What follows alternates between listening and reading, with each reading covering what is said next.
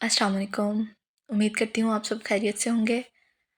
एक लंबे अरसे तक मैं कोई भी वीडियो अपलोड नहीं कर पाई, उसके लिए सॉरी।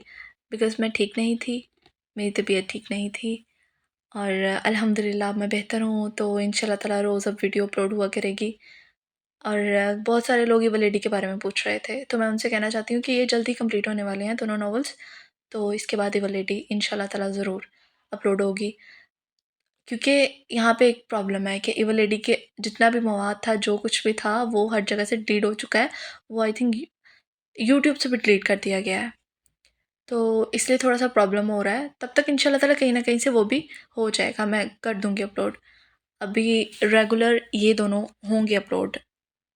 तो अब हम अपनी वीडियो स्टार्ट करते हैं, अपना नॉवल स्टार्ट करते हैं। आप सच में बहुत हैंडसम लग रहे हैं। राह बेचारी अबाहिम की शरारत समझ ही ना पाई। हाँ तो किस करो। अबाहिम अपना चेहरा राह की जानिब झुकाते हुए बोला। किस? राह घबराते हुए बोली। जी किस। अबाहिम ने बड़े आराम से जवाब दिया। नहीं नहीं, मैं नहीं करूँगी किस। राह एक कदम पीछे होते हुए बोली। ओके, मर्जी है तुम्हारी। जब तक किस नहीं करोगी तब तक मैं तुम्हें बाहर जाने नहीं दूंगा। अबाहिम कंधे उचकाते हुआ बोला। देर हो रही है, बाहर मेहमान आ रहे हैं, प्लीज़ चलिए ना। राह ने मासूम सी शक्ल बनाते हुए कहा। नो, कुछ भी कर लो, जितनी मासूम शक्ल बनानी है बना लो, लेकिन मैंने जो कह दिया है होगा वही। अब फैसला तुम्हारा है, या तो किस करो या तो हम दोनों आज यहीं रहेंगे, बाहर नहीं जाएंगे। अबाहिम तो अपना फैसला सुनाते पीछे राह को हक्का बक्का कर गया था और बाहर की जानिब पाँव बढ़ाने लगा, दरवाज़ा लॉक करने के लिए। लेकिन राह ने आगे बढ़कर पाँव का ऊंचा करते लब अबाहिम के गाल पर रखे। राह के पास आखिरी यही ऑप्शन था, जबकि राह का नाजुक सा लम्स अपने गाल पर महसूस करते अबाहिम के लबों तले मुस्कुराहट आई। अब चलें? राह पीछे होती हुई बोली। वैसे तो किस यहाँ लेने का इरादा था मेरा, लेकिन चलो इससे काम चला लेता हूँ, बाद में हिसाब चुकता करूँगा। अबाहिम लबों पे इशारा करता हुआ बोला। अच्छा चले ना। राह अबाहिम के बाजू में बाजू डालते हुए बोली। ओके मेरी जान, चलो। दोनों ने कदम बाहर की जानिब बढ़ाए। बाहर मेहमानों ने आना शुरू कर दिया था। आहिस्ता आहिस्ता करते सब लोग आ रहे थे। निकाह शुरू करें। अबाहिम ने मौलवी को इशारा किया, जिस पर उन्होंने असबाब में सर हिलाया। बिस्मिल्लाहिर्रहमानिर्रहीम बुलंद आवाज़ में कहते निकाह शुरू किया गया। वजदान खान वल्द फ़ातेह खान, आपका निकाह मशल फ़ातिमा वल्द मोहम्मद नारान सिक्का राजुल वक्त 50 लाख करार दिया गया है। क्या आपको ये निकाह कबूल है? कबूल है। वजदान खान वल्द फ़ातेह खान, आपका निकाह मशल फ़ातिमा वल्द मोहम्मद नारान सिक्का राजुल वक्त 50 लाख रुपए किया गया। क्या आपको यह निकाह कबूल है? कबूल है। वजदान खान वल्द फ़ातेह खान, आपका निकाह मशल फ़ातिमा वल्द नारान सिक्का राजुल वक्त 50 लाख करार दिया गया है। क्या आपको यह निकाह कबूल है? कबूल है। मौलवी साहब ने निकाहनामा और पेन वजदान की जानिब बढ़ाए। वजदान ने निकाहनामे पर दस्तखत किए। वजदान के सब गले लगकर मुबारकबाद देने लगे और वजदान उनसे दुआएं लेने लगा। अब मौलवी साहब को अंदर ले जाया गया ताकि मशल का निकाह पढ़ाया जा सके। अबाहिम हारिस अंदर मौजूद थे। अबाहिम या घर में कोई भी हारिस से कोई बात नहीं कर रहा था। हारिस इस बात को वहम समझकर सब बिजी है कामों में टाल रहा था। राह रुतबा मशल के आसपास खड़ी थी, जबकि मशल के बाबा मशल के साथ बैठे थे। मशल फातिमा वल्द मोहम्मद नारान, आपका निकाह वजदान खान वल्द फ़ातेह खान सिक्का राजुल वक्त 50 लाख रुपए करार दिया गया है। कि आपका ये निकाह कबूल है? कबूल है। मशल ने आराम से जवाब दिया, जबकि घूंघट के नीचे आंखों में आंसू भरे भरे हुए थे। आखिर कुछ लम्हों में उसकी वल्दियत हटकर उसके आगे उसके शौहर का नाम लग चुका था। ये वक्त हर लड़की के लिए सख्त होता है। इसी तरह मशल की भी आंखों में आंसू थे। हालांकि वो बहुत खुश थी जो उसके वजदान जैसा शौहर मिल रहा था, लेकिन ये वक्त हर लड़की के लिए बहुत मुश्किल होता है। मशल फातिमा वल्द मोहम्मद नारान, आपका निकाह वजदान खान वल्द फ़ातेह खान सिक्का राजुल वक्त 50 लाख रुपए करार दिया गया है। कि आपको ये निकाह कबूल है? कबूल है। मशल फातिमा वल्द मोहम्मद नारान, आपका निकाह वजदान खान वल्द फ़ातेह खान सिक्का राजुल वक्त 50 लाख रुपए किया गया है। कि आपको ये निकाह कबूल है? कबूल है। मशल के दस्तखत लेने के बाद मौलवी साहब बाहर को बढ़ गए, जबकि पीछे मशल अपने बाबा के गले लग आंसू बहा रही थी। बस मेरा बच्चा, ऐसे नहीं रोते। नारान दादा जब्त से बोले, क्योंकि उनकी आंखों में आंसू बहने के लिए बेकरार थे। मशल चंद मशल चंदा रोते नहीं हैं। खुशी के मौके पर राह पीछे से मशल का कंधा थपथपाती हुई बोली। कुछ देर बाद मशल को बाहर लाया गया। स्टेज पर वजदान, अबाहिम और बासित बैठे थे। हारिस किसी काम से अपने कमरे में गया था। वजदान ने नज़रें उठाकर सामने अपनी मताए जान को देखा, जो लाल लहंगे में मलबूस बालों का जूड़ा बनाए, उस पर दुपट्टा सेट किया ब्राइडल लाइट मेकअप के लहंगे के साथ की लाल खूबसूरत ज्वेलरी जो सोने और हीरे की बनी हुई थी, नाक में लौंग पहने किसी हूर से कम नहीं लग रही थी। वरदान तो उसे देखता ही रह गया। कितनी खूबसूरत थी उसकी बीवी। वरदान उठ खड़ा हुआ और अपना हाथ मशल के आगे बढ़ाया। मशल ने हाथ को देखा और खुशी खुशी अपना नाजुक हाथ वरदान के मजबूत हाथों में रखा। वरदान मशल आगे बढ़ते स्टेज पर बैठ गए। वरदान ब्लैक शेरवानी पहने साथ ब्लैक कलर की दूल्हा पगड़ी पहने, ब्लैक शॉल जो कंधे पर आती हाथ में रुक रही थी, हाथ में घड़ी पहने वरदान हमेशा की तरह आज भी सब लड़कियों के दिलों पर बिजली गिराने का सबब बन रहा था। लेकिन वरदान की नज़र तो बस अपनी मनकूहा पर थी, जो उनके दिल पर बिजली बरसा रही थी। इन तीनों की शेरवानी बिल्कुल एक जैसी थी। बस वजदान ने पगड़ी और शॉल का इजाफा इसलिए किया था कि तीनों हमेशा ही हैंडसम लगते हैं, लेकिन इनमें दूल्हे का फ़र्क रह जाए। हारिस की नज़र रुतबा पर थी, जो स्टेज से कुछ फासले पर खड़ी अपना दुपट्टा ठीक कर रही थी। हारिस ने एक कदम रुतबा की जानिब बढ़ाया। जब वो कदम वहीं रुका था क्योंकि रुतबा के पास बासिला खड़ा हुआ था। उफ! बासिल डरा दिया मुझे। रुतबा अचानक खुद के पास किसी को महसूस करती पीछे को हुई थी, जब नज़र बासिल पर गई। हा हा, वेरी फनी। मैं तुझे नहीं बल्कि तू मुझे डराती है। बासिल रुतबा को घूरता हुआ बोला। चुप कर बेटा, मैं देखती हूँ तुझे। फिलहाल तो मैं बारात एंजॉय करने आई हूँ, तो आप मेहरबानी करके बारात एंजॉय करें, मेरा सर ना खाइए। रुतबा कहती आगे बढ़ गई, जबकि पीछे बासिल भी मुस्कुराता हुआ बाहिम की जाने बढ़ गया। अहम, कैसी हो बेगम? वजदान ने झुककर मशल के कान में बोला। मैं ठीक हूँ, आप कैसे हैं? मशल ने हल्की सी आवाज़ में जवाब दिया। पहले तक तो ठीक नहीं था, लेकिन आज बिल्कुल ठीक हूँ, वजदान ने मुस्कुराते हुए जवाब दिया। क्यों, पहले क्या हुआ था? मशल ने तशवीश से पूछा। अरे, पहले मेरी बेगम मेरे साथ नहीं थी, आप तो ऑफिशियल बीवी बन गई हैं आप, इसलिए, वजदान ने तामुल से जवाब दिया, जबकि मशल खामोश रही। वैसे बहुत खूबसूरत लग रही हो। ये मत समझना कि ऐसे रूखी सूखी तारीफ कर रहा हूँ, बल्कि नहीं, रात को रुखसती के बाद अच्छे से तारीफ करूंगा तुम्हारी। वजदान एक आंख विंग करता हुआ बोला, जिस पर मशल ने शर्म से अपना चेहरा मजीद झुका लिया। जान, इतनी शर्म, अपनी शर्म थोड़ी सी ख़त्म कर लेना रात में, ऐसे कैसे चलेगा फिर? वजदान हंसते हुए बोला। आप चुप होकर बैठिए, वरना मैं। मशल वजदान के बेबाक बात पर गुस्से से कहती रुकी। वरना तुम सबके सामने मुझे किस करोगी? वैसे मुझे मसला नहीं है, मैं तैयार हूँ। मशल के रुकने पर वजदान शरारत से बोला।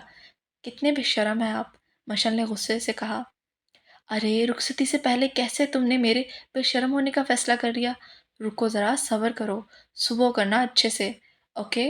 तब तुम्हें अच्छे से पता होगा सब कुछ, वजदान शरारत से बोला, क्योंकि मशल के मुंह पर आते जाते जाविया देखकर वजदान को बहुत मज़ा आ रहा था। मैं उठकर भाग जाऊंगी यहाँ से, मशल गुस्से से बोली, क्योंकि वजदान की बातों से वो शर्म से चूर चूर हो रही थी। कहाँ जाओगी बेगम? आना तो मेरे पास ही है ना तुम्हें। वजदान कोई मौका हाथ से नहीं जाने दे रहा था मशल को तंग करने का। प्लीज़ ना, मशल ने मासूम सी शक्ल बनाते हुए वजदान को गुस्से से कहा, ताकि वो मान जाए। आखिरी धमकी, उसके पास यही हाल था और ये आखिरी धमकी थी। ओके मेरी जान, वजदान हंसते हुए बोला। रुतबा की नज़र बेसाख्ता हारिस पर पड़ी, जो कब से खड़ा था। रुतबा ने एक नज़र हारिस को देखा, फिर फ़ौरन नज़र फेर कर आगे चल दी। हारिस ने यह चीज़ बखूबी महसूस की, जबकि रुतबा आगे को गई आंखों में आंसू आ गए थे उसके। जब जब हारिस को देखती थी, हमेशा उसकी खूबसूरत हेज़ल आंखों आंसुओं का दरिया बन जाती थी। अबाहिम, हारिस अबाहिम के करीब जाता बोला। अबाहिम जो बासिल से बात कर रहा था, उसकी जानिब मुड़ा, जबकि बोला कुछ नहीं। चल, वजदान के पास चलते हैं, हारिस अबाहिम को देख बोला। नहीं, मुझे कुछ काम है। अबाहिम नज़र फेरता वहाँ से चल दिया और पीछे हारिस हैरान कुन नज़रों से देख रहा था, क्योंकि आज तक अबाहिम ने इस तरह तो हारिस को इग्नोर नहीं किया। हारिस चलता हुआ स्टेज पर वजदान की तरफ गया। वजदान, हारिस ने वजदान को पुकारा। बोलो, वजदान बिना हारिस को देखे बोला। कुछ हुआ है क्या? हारिस ने तशवीश से पूछा। ये तो अपने आप से पूछ, मुझे नहीं पता। वजदान उठता हुआ स्टेज से उतरकर आगे बढ़ गया था। राह जो मशल के पास आई थी, स्टेज पर हारिस को देखकर नज़र हटाकर मशल की करीब बैठ गई। मशल, कुछ चाहिए तो नहीं? राह ने झुककर बोला। नहीं भाभी, मशल ने भी आराम से जवाब दिया। भाई, हारिस ने राह को पुकारा, क्योंकि वो ये चीज़ बखूबी महसूस कर रहा था कि सुबह से राह भी कुछ भाभी हारिस ने राहा को पुकारा क्योंकि वो ये चीज़ बखूबी महसूस कर रहा था कि सुबह से राहा भी कुछ बात नहीं कर रही है हारिस से। जी बोलिए, राहा ने जवाब दिया जबकि नज़रें मशल पर थी। आप लोग नाराज़ हैं मुझसे? हारिस ने राहा से पूछा। पता नहीं भाई मुझे। मशल, तुम्हें कुछ चाहिए हो तो मुझे बता देना। राहा कहती फ़ौरन स्टेज से उतर गई, जबकि हारिस भी पीछे से स्टेज से नीचे उतर गया। हारिस सब घर वालों से बारात के बाद बात करने की सोच रहा था, लेकिन अभी वो रुतबा से बात करना चाहता था। हारिस को सबकी बेरुखी बेचैन कर रही थी। हारिस की नज़र रुतबा को ढूंढ रही थी। चारों तरफ नज़रें घुमाई तो देखा कि रुतबा अब राहा, अबाहिम और मशर अबाहिम और बासिल साथ खड़े बातें कर रहे हैं। कुछ देर हारिस वहीं खड़ा रहा, फिर रुतबा को देखा जो कुछ लेने के लिए अंदर जा रही थी। हारिस ने भी अपने कदम अंदर की जानिब बढ़ा दिए। सब मेहमान और घर वाले बाहर थे, इसलिए यही मौका सही था रुतबा से बात करने का। रुतबा, हारिस ने रुतबा के पीछे चलते हुए उसे पुकारा, जबकि रुतबा बिना रुके खामोशी से चलती रही। रुतबा, हारिस ने फिर पुकारा, लेकिन इस बार भी रुतबा खामोशी से आगे जा रही थी। हारिस की आंखों में गुस्से से लाल लकीरें बढ़ रही थीं। हारिस ने एक झटके में रुतबा का बाजू पकड़कर दीवार के साथ लगाया और खुद सामने खड़ा हुआ। सुनाई नहीं आता? बहरी हो? उसके मुंह पर धाड़ा था। हारिस का ये रूप भी वो पहली बार देख रही थी। आज पहली बार इतने गुस्से में हारिस को वो देख रही थी। रुतबा तो सहम गई थी हारिस के धाड़ से, लेकिन खुद को मजबूत करती फौरन खुद को संभाला। बासिल से इतना क्यों चिपक रही थी तुम? हारिस के गुस्से की असल वजह ये थी, इसलिए गुस्से से सवाल किया था। क्यों? आपको क्या हो रहा है? मैं कुछ भी करूं, आपसे मतलब? रुतबा भी दुनिया जहान की हिम्मत जमा करते गुस्से से बोली थी। रुतबा, मेरा दिमाग खराब और मत करो, ये पहले ही बहुत ख़राब है। अब तो मुझे बासिल के करीब नज़र आई तो अच्छा नहीं होगा। हारिस गुस्से से कहता पीछे मुड़ा था जब रुतबा की आवाज़ से कदम रुके। आप होते कौन हैं मुझ पर पाबंदी लगाने वाले? हाँ, कौन है आप? मिस्टर हारिस खान, आपका कोई हक नहीं है मुझे कुछ भी बोलने का। मैं किसी के भी करीब रहूं, किसी से भी बात करूं या किसी से भी करूं। रुतबा आगे बोलती हारिस की आवाज़ पर चुप कर गई। चुप रुतबा, बिल्कुल खामोश। आगे एक और लफ्ज़ नहीं, मैं तुम्हें तुम्हारे किसी भी सवाल का जवाब देने ही हूँ। मेरी एक बात याद रखो, दोबारा बता रहा हूँ, अगर अब तुम मुझे उसके करीब दिखी तो अपने हाथों से तुम्हारी जान ले लूँगा। हारिस फिर से उसे दीवार से लगाता अपना मुक्का ताकत से दीवार पर मारता बोला, जिससे हारिस के हाथ पर खून की लकीरें थी, जिसे रुतबा देख तड़प उठी थी। हारिस के हाथ में बहता खून देख रुतबा को अपना दिल बंद होते हुए महसूस हुआ, लेकिन अभी उसे अपने दिल को संभालना पड़ना चाहिए। अभी संभालना था। उसे हारिस की फ़िक्र ना होने का दिखावा करना था। सबके कहने के मुताबिक उसे हारिस का सामना करना था और वरना दिल तो तड़प कर बाहर आने को था। ये क्या हो रहा है? पीछे से बासिल की आवाज़। हारिस की आंखों में खून उतरा था। रुतबा ने हारिस को खुद से दूर किया, जबकि आंखों में आंसू बेताब थे बहने के लिए। चलो रुतबा, यहाँ से। बासिल ने रुतबा का हाथ पकड़ा और उसे लिए बाहर की जाने पड़ गया, और पीछे हारिस खून खौलती आंखों से रुतबा का हाथ देख रहा था, जिसे बासिल ने अपने हाथों में मजबूती से लिया हुआ था। बासिल, उनके हाथ में खून। रुतबा कांपती हुई आवाज़ से बोली। बासिल बाहर लाउंज में उसे बैठा चुका था, जबकि बाहर लॉन में नहीं गया था, क्योंकि रुतबा की हालत कोई मेहमान देख लेता तो यकीनन सवाल उठते। रुतबा, राहा अंदर आती हुई जल्दी से रुतबा के पास आई। अबाहिम, वजदान और मशर बाहर थे, जिसकी वजह से उन्हें अंदर क्या हुआ है इसका बिल्कुल भी पता नहीं था। राहा ने मशर को ज़ोर से गले लगाया, जिससे वो मज़ीद फूट फूट कर रो दी। बस मेरी जान, बस ऐसे नहीं रोते, संभालो खुद को। भाभी, वो उनके हाथों में खून। रुतबा से बोलना भी मुश्किल हो रहा था। बस बस रुतबा, बस। राहा ने गले से लगाए उसे संभाला था। जब कुछ देर बाद रुतबा नॉर्मल हुई तो राहा, रुतबा, बासिल भी बाहर आए थे, जबकि हारिस अपने कमरे में था। न जाने क्या चल रहा था उसके दिल में। रुखसती का शोर मचा। मशर अपने बाबा के गले लगी, कई आंसू गिरे थे उसकी आंखों से। आखिर आज वो अपनी पूरी तरह अपने शौहर की मलकियत होने वाली थी। हालांकि सब कुछ वैसा ही था, मशल के बाबा भी यही थे पहले की तरह, और मशल भी, लेकिन फिर भी ये वक्त बहुत मुश्किल था, सिर्फ मशल के लिए नहीं बल्कि हर लड़की के लिए। मशल को राहा वजदान के कमरे में छोड़ आई थी। अब सब अपने अपने कमरों में जाने लगे। कमरे का दरवाज़ा खोल वजदान अंदर दाखिल हुआ। दरवाजे की आवाज़ पर मशल का दिल ज़ोर ज़ोर से धड़क रहा था। अस्सलाम वालेकुम। वजदान ने बेड पर बैठे सबसे पहले सलाम किया। वालेकुम अस्सलाम, अपनी तेज़ होती धड़कनों के साथ जवाब दिया गया। वजदान ने मशल का घूंघट उठाया। वजदान की नज़र हटना मुश्किल थी मशल से, और मशल तो अपनी नज़रें ही नहीं उठा पा रही थी। वजदान ने मोहब्बत से अपने लब मशल के माथे पर रखे थे। मैं अपने रब का शुक्रगुजार हूँ जो तुम मुझे मिली। न जाने कब मुझे तुमसे मोहब्बत हो गई, पता ही नहीं चला। पसंद तो तुम मुझे पहली नज़र में ही आ गई थी। प्यार कब हुआ ये मुझे पता नहीं, और मैं इस बात पर यकीन करता हूँ कि मैं बहुत जल्द मेरा ये प्यार इश्क में बदल दूँगा, क्योंकि अब मैं तो तुम पर हक रखता हूँ, ये सोचकर तुम सिर्फ मेरी हो, मुझे बहुत जल्द तुमसे इश्क करने पर मजबूर कर देगी। मैं हमेशा तुम्हारे साथ रहूँगा, हर खुशी हर गम में तुम्हारा साथी बनूँगा। मैं अपने रब को सामने रखते हुए कहता हूँ कि आज तक मैंने किसी लड़की को नज़र उठाकर नहीं देखा मशल, और ना कभी देखूँगा। तुम मेरी ज़िंदगी में आने वाली पहली और आखिरी लड़की हो, और ज़िंदगी भर रहोगी। मैं तुम्हें इतना प्यार दूंगा कि तुम अपनी ज़िंदगी में आए हर दुख को भूल जाओगी। मैं कभी तुम्हारी आंखों में आंसू नहीं आने दूंगा। ये मेरा वादा है तुमसे। मैं तुम्हारी रूह से इश्क करता हूँ, अगर ज़रूरत पड़ी तो एक दिन ऐसा भी आएगा जब वजदान खार तुम्हारे लिए मर वजदान की बात मुकम्मल होने से पहले ही मशल ने काटी। अल्लाह ना करे आपको कुछ भी हो। मशल वजदान के गाल पर अपने नाजुक से हाथ रख तड़प कर बोली थी, मेरी ज़िंदगी में आने वाले पहले और आखिरी मर्द हैं आप। मेरे दिल में जगह सिर्फ मेरे महरम के लिए थी, और वो आप हैं। मेरा प्यार, मेरी हर आती सांस, मेरी हर एक धड़कन सिर्फ मेरे महरम के लिए है, और वो आप हैं।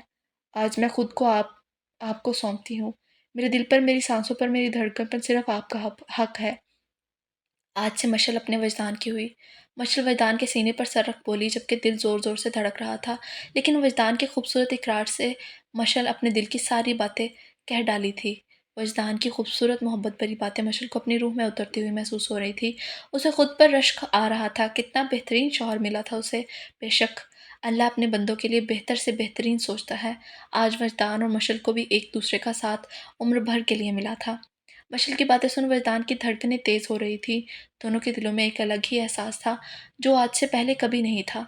शायद इसलिए कि आज से पहले उनके बीच निकाह का बंधन नहीं था, लेकिन आज पूरे तरीके से दोनों एक दूसरे के हो चुके थे। ये तुम्हारे लिए। मशल के सर उठाने के बाद वजदान ने अपने पॉकेट से एक बॉक्स निकाला था। इसमें क्या है? मशल ने मुस्कुराकर पूछा। वजदान ने खोलने का इशारा किया, जिस पर मशल ने उसे खोला। अंदर एक खूबसूरत डायमंड पेंडेंट था। माशाल्लाह, ये बहुत खूबसूरत है, मशल ने खुशी से कहा। तुमसे ज़्यादा नहीं। वजदान ने मुस्कुराकर पेंडेंट उठाकर मशल को पहनाया। वजदान का हाथ अपनी गर्दन पर महसूस करती मशल ने ज़ोर से आंखें मीची। शुक्रिया, ये बहुत खूबसूरत है। जब वजदान पीछे हुआ तो मशल ने एक बार फिर तारीफ की। पहले ये इतना प्यारा नहीं था, लेकिन अब तुम्हारे गले पर है, इसलिए बहुत प्यारा लग रहा है। वजदान ने मोहब्बत भरा लम्स मशल के माथे पर रखा।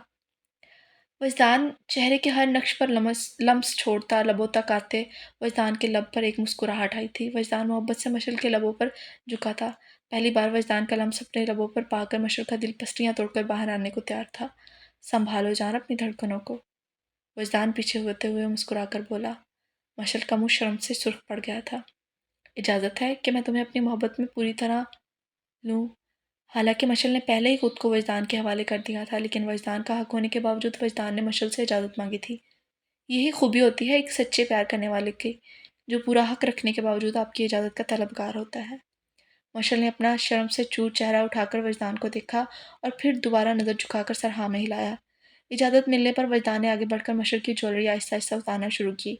मशल के दुपट्टे से पिन हटाता, साइड करते, बालों में बंधे जूड़े से आज़ाद किया। मशल के बाल खुलते ही किसी आबशार की तरह फैले थे। वजदान ने झुककर मशल के खूबसूरत ब्राउन बालों में अपना मुंह छुपाया। मशल को पीछे की तरफ लटाते खुद ऊपर आ चुका था। वजदान ने शिद्दत से अपने लब मशल की गर्दन पर रखे। मशल तो ज़ोर से आंखें बंद किए लेटी हुई थी। मशल के नाजुक उंगलियों में अपनी मजबूत उंगलियां डाले बेड की साइड पिन कर रखे थे उसने। वजदान ने चेहरा उठाते मशल को देखा, जो शर्मो हया से चूर चूर थी। उसे देख वजदान दिलकशी से मुस्कुराता उसके चेहरे पर झुका था। एक बार फिर चेहरे पर अपने लम्स छोड़ता मशल को अपनी दस्तरस में ले आया था। गुजरती रात के साथ ही वजदान और मशल की सारी दुनिया ख़त्म हुई थी। आज फिर तो रूह एक हुई थी। आज वजदान की मोहब्बत भी उसे हासिल हो चुकी थी। वजदान ने बड़ी मोहब्बत से मशल को अपनी मोहब्बत की बारिश में भिगोया था। मशल तो खुद को अपने महरम के सुपुर्द करती आंखें बंद किए लेटी हुई थी। वजदान का हर लम्स वो खुद में उतरता हुआ महसूस करती थी। रात की चांदनी भी बहुत खुश थी आज फिर वो दो मोहब्बत करने वालों को एक होना देखकर। फैज़ान की मोहब्बत देख तो आसमान से तारे भी कहीं छुप गए थे। अबाहिम रहा अबाहिम के सीने पर सर रखे आंखें बंद किए लेटी थी। अबाहिम आंखें बंद किए बोला, रुतबा की हालत बहुत ख़राब है। हारिस भाई को ऐसा नहीं करना चाहिए था। रहा उदासी से बोली, मेरी जान तुम परेशान मत हुआ करो, हमने जो प्लान बनाया है उससे हारिस की अकल ठिकाने आ जाएगी। तुम अपनी नन्ही सी जान पर सोचों का बोझ मत डालो और सो जाओ। अबाहिम उसके बालों में उंगलियां सहलाता हुआ बोला, जी गुड नाइट। राह कहती फिर से आंखें बंद कर गई। गुड नाइट मेरी जान। अबाहिं भी उसे खुद में पीटकर आंखें बंद कर बोला। दोनों को नींद की गहराइयों में उतरते ज़्यादा वक्त नहीं लगा था, क्योंकि आज बारात के फंक्शन में बहुत तक थक चुके थे वो सब। हारिस अपने कमरे में बेड पर बैठा था। हाथों से खून बेरहमी से आता आता खुद ही रुक गया था। फर्श पर कई खून की बूंदें पड़ी हुई थी। हारिस के माथे पे कई बलवाज़ा थे, आंखों में अब भी लाली थी, गुस्से से रखे अब भी दुख रही थी। हारिस को खुद समझ नहीं आ रहा था कि उसे हुआ क्या है। रुतबा का बासिल के करीब रहना उसे इतना बुरा क्यों लग रहा है।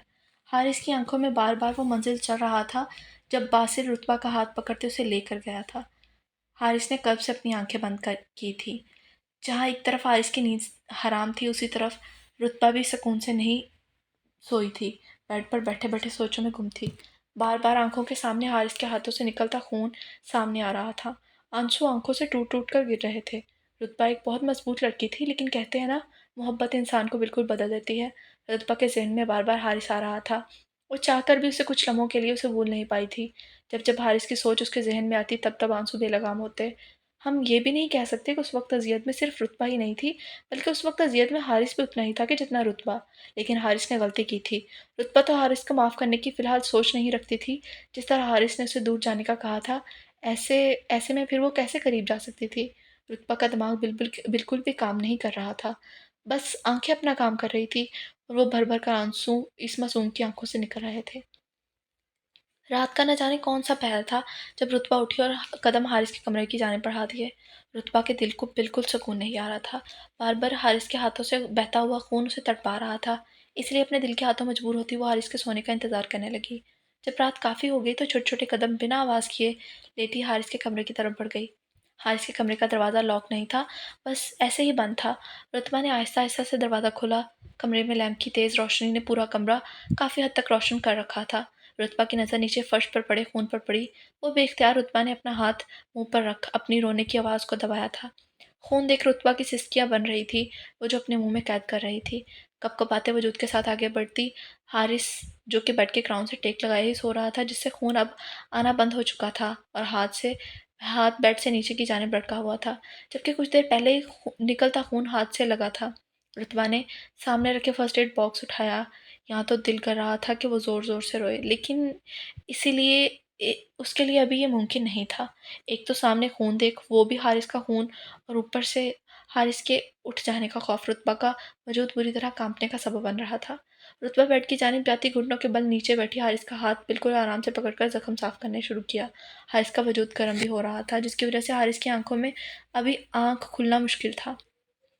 वो थक हार के सोया था, इसलिए उसके वजूद में फ़िलहाल उठने की हिम्मत नहीं थी, और इसी वजह से वो रुतबा ने भी आराम आराम से ज़ख्म साफ़ करते पट्टी की थी। रुतबा ने अपना सारा काम इस तरह नाजुकी से किया कि हारिस टस से मस ना हुआ और रुतबा का काम भी हो गया।